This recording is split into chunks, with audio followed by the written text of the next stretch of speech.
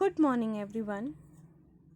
So, today we will do the revision of our lesson number 4, that is sorting materials into groups.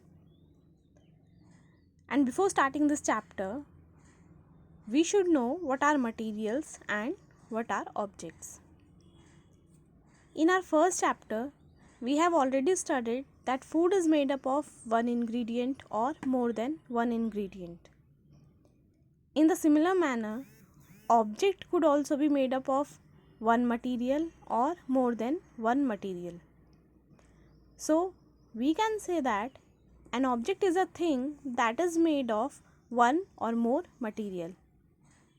An object could be made of one material, for example, wooden chair.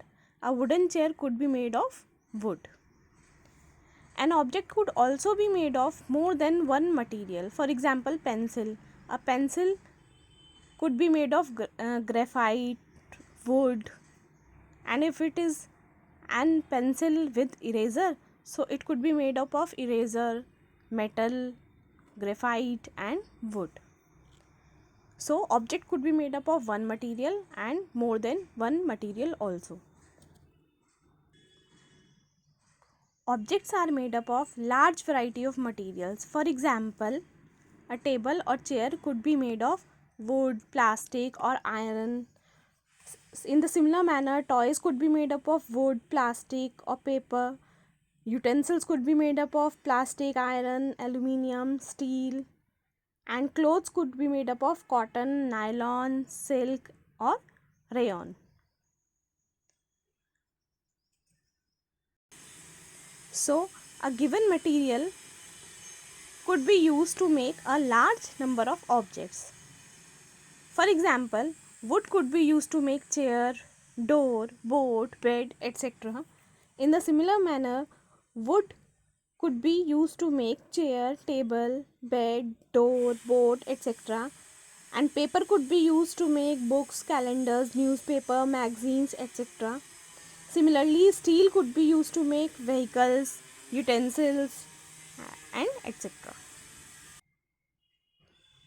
Based on the properties of materials, they are used for making different objects. For example, a tea or coffee mug is always made with clay or plastic and not with cloth material because its purpose is to hold the liquid. And if we use a cup which is made up of cotton or which is made up of a cloth material, so it cannot hold the liquid. So to select the material to make objects, it is very important to select a suitable material to make a particular object. And how can we select the material? We can select the material based on the properties of their materials.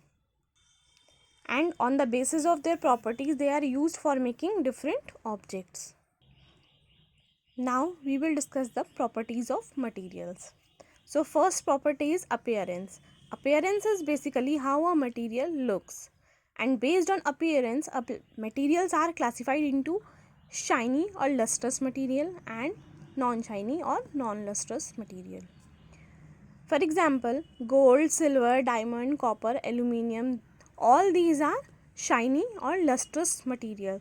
That is why gold and diamond and silver also used to make jewelry, because they are shiny material. And wood and plastic are non-shiny material, so we cannot use them to make jewelries. So on the basis of this property also, we can select different materials to make a particular object. The next property is hardness or softness. On the basis of this property, the materials are classified as hard materials and soft materials. Those materials which are difficult to compress or scratch are called hard materials.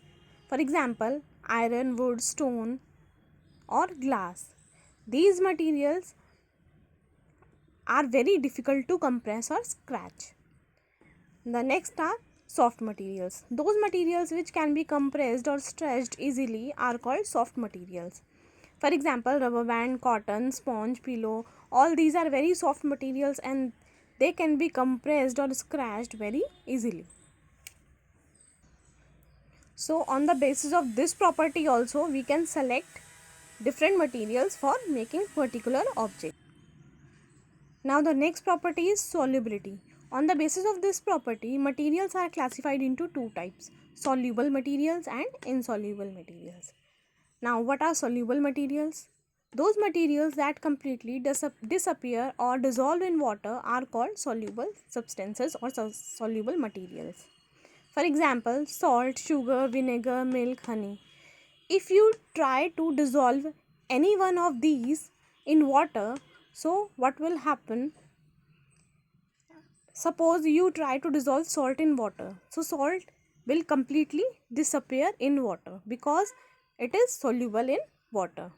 So those substances that completely disappear or dissolve in water, they are called soluble substances.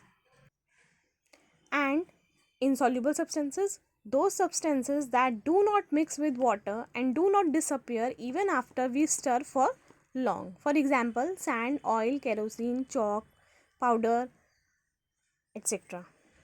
Suppose if you try to dissolve kerosene in water, so what will happen? Kerosene form a layer on the surface of water and it will not dissolve in water because it is insoluble in water. So some substances are soluble in water and some are insoluble in water. Next property is whether the material floats or sink in water. Objects which are less denser or lighter than water will float in water. For example, twigs, plastic ball, paper boat, cotton balls, thermocol, all these are less denser than water, so they will float in water.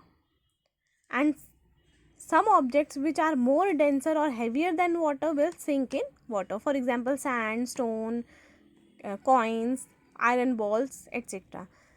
Suppose if you try to throw or if you throw a stone in water, so what will happen? Stone will sink in water. But if you try to throw cotton balls in water, so what will happen? Cotton ball are less denser than water, so cotton balls will float on water. So some materials will float in water and some will sink into it. Now the next property is transparency.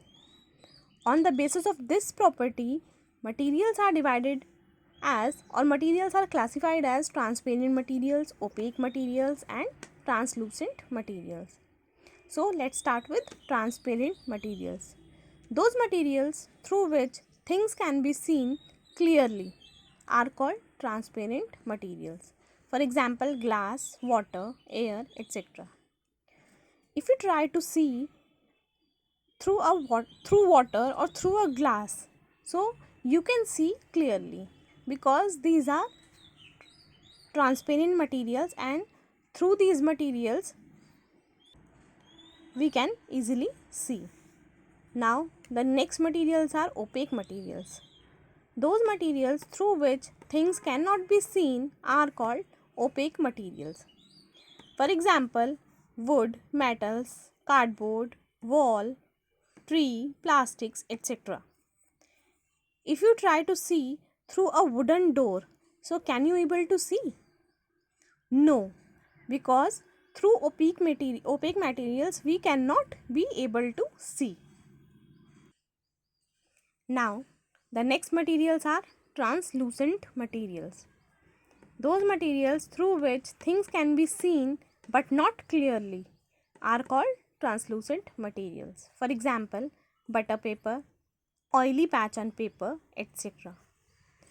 Suppose if you try to see through a butter paper, so you can see but not clearly. So butter paper is a translucent material because through the butter paper you can see but cannot see clearly. So all these properties help us to select a particular material to make a particular object. What are the properties? Appearance, hardness, solubility, whether the material floats or sinks in water, and its transparency. These properties are very helpful to select a particular material to make a particular object. Now we have to understand that why sorting of materials or objects is needed. Dividing materials into groups makes it convenient to study their properties and observe any pattern in these properties.